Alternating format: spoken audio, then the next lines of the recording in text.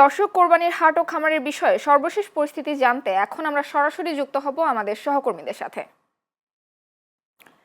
দর্শক, শুরুতেই যাচ্ছি রাজধানীর উত্তরার দিয়াবাড়ির হাটে। সেখানে আছেন আমাদের সহকর্মী জাহিদ হাসান। তিনি জানাচ্ছেন সেখানকার সর্বশেষ পরিস্থিতি। জাহিদ।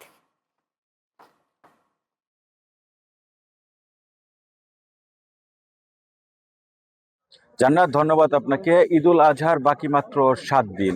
সকাল থেকে এই হাটে লোক সমাগম কিছুটা কম থাকলেও বেলা বাড়ার সাথে সাথে ক্রেতাদের ভিড় আস্তে আস্তে বাড়ছে। আমি এই মুহূর্তে অবস্থান করছি রাজধানীর দিয়াবাড়ির পশুর হাটে। আমি যদি আপনাকে পিছনের চিত্রটি একটু দেখাতে চাই, আপনি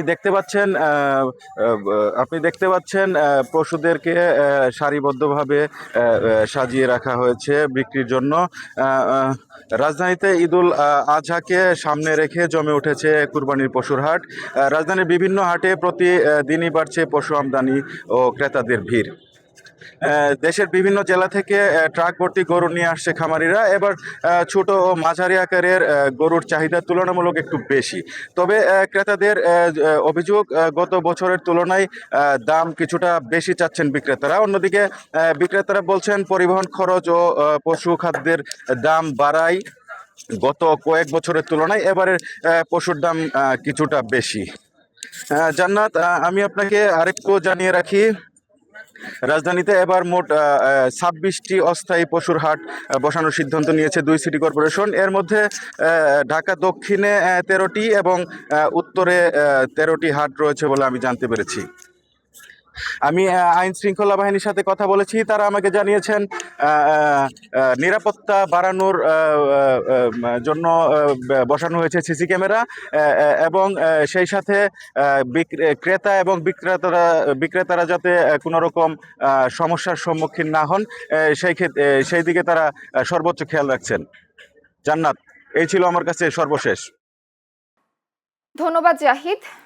দর্শক, এবার গাজীপুরের কোনাবাড়ির গরুর হাট থেকে সহকর্মী মোকলেসুর রহমান জানাচ্ছেন সেখানকার সর্বশেষ পরিস্থিতি।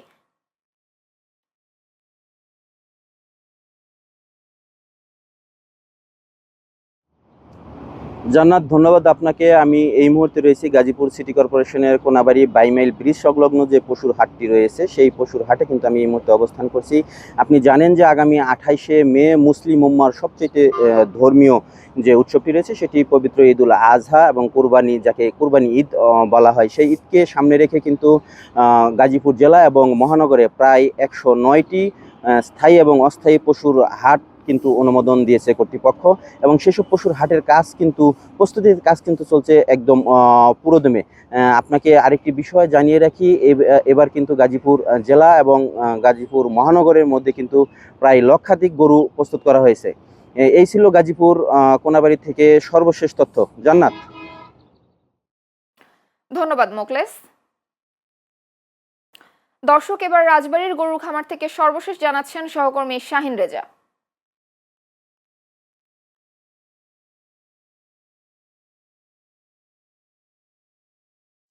ধন্যবাদ আপনাকে। আপনি জানেন আগামী 28শে মে পবিত্র ঈদুল আজহা, আর ঈদুল আজহাকে কেন্দ্র করে রাজবাড়ির খামারিরা কিন্তু এখন দেশীয় পদ্ধতিতে তাদের পশু মোটা তাজাকরণে ব্যস্ত সময় পার করছে। আমরা তাদের সঙ্গে কথা বলেছি, তারা জানিয়েছেন গতবারের তুলনায় এবার গরু খাদ্য এবং শ্রমিকদের মজুরি অনেক বৃদ্ধি পেয়েছে। এই কারণে তাদের পশু লালন পালন করতে কিছুটা খরচ বৃদ্ধি পেয়েছে।